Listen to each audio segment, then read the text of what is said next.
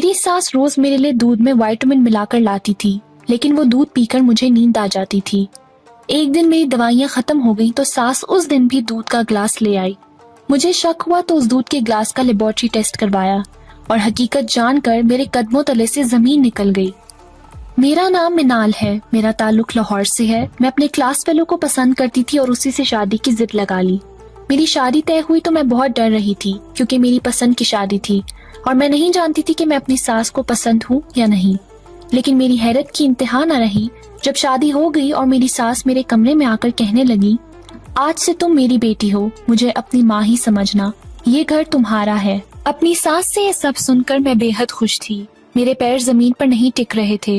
मेरी सास मेरा बहुत ख्याल रखती थी, हर वक्त मेरे आगे पीछे फिरती रहती थी, नवाले बना बनाकर मुझे खिलाती थी।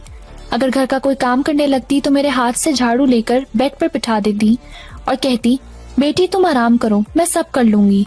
कभी कभी मुझे अपनी सास की इस दर्जा मोहब्बत पर हैरत होती और कभी शक।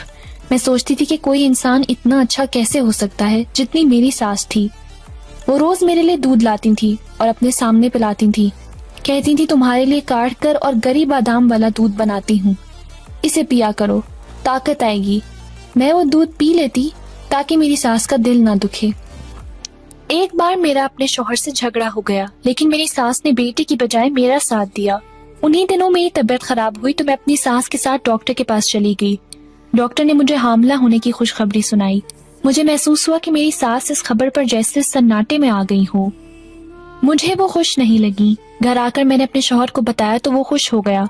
मेरी सास अपने बेटे को एक कमरे में ले गई। दोनों माँ बेटे कमरे में बंद हो गए और जाने क्या बात करने लगे। मुझे समझ नहीं आ रही थी। इतनी बड़ी खुशखबरी पर तो सासें अपनी बहुओं के सदके वारी जाती हैं, मिठाइयाँ बांटती हैं और खुशियाँ मनाती हैं, और मेरी सास उल्टा मुंह बनाकर बैठ गई थी। खैर, कुछ देर बाद दोनों माँ बेटे कमरे से बाहर निकले तो खुश लग रहे थे। मेरी सास कहने लगी, मैं तुम्हारी सेहत के ख्याल से कह रही थी कि अभी औलाद ना हो, लेकिन तुम खुश हो तो मैं भी खुश हूँ।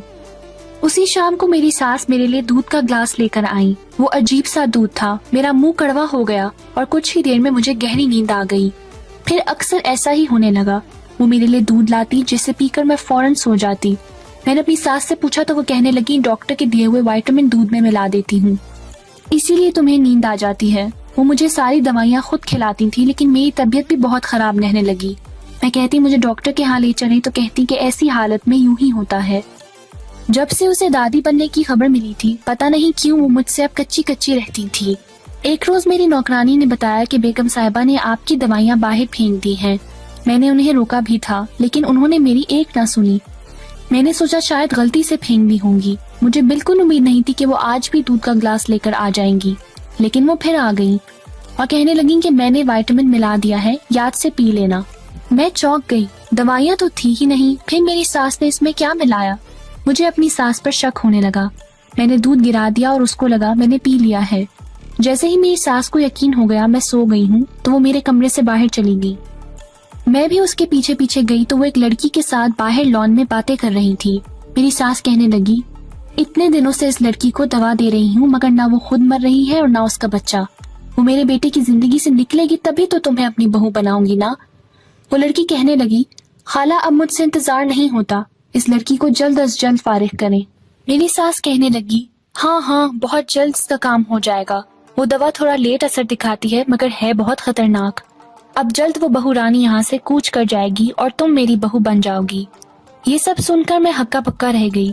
यानी मेरी सास बज़ाहिर मीठी बनी हुई थी, लेकिन अंदर ही अंदर मुझे नुकसान पहुँचाने की कोशिश कर रही थी।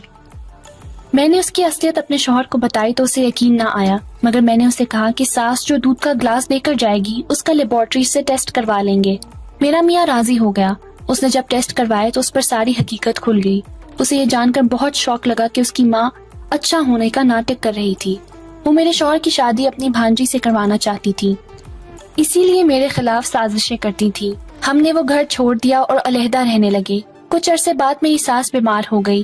वो मुझे मारना चाहती थी और अब खुद मरने वाली हो गई थी। मकफाते अमल इसी को कहते हैं, मगर मैंने भी उसे माफ कर दिया था। कुछ अरसे बाद मेरी सास का इंतकाल हो गया। आज मैं अपने बच्चे और मियाँ के साथ बहुत खुश हूँ।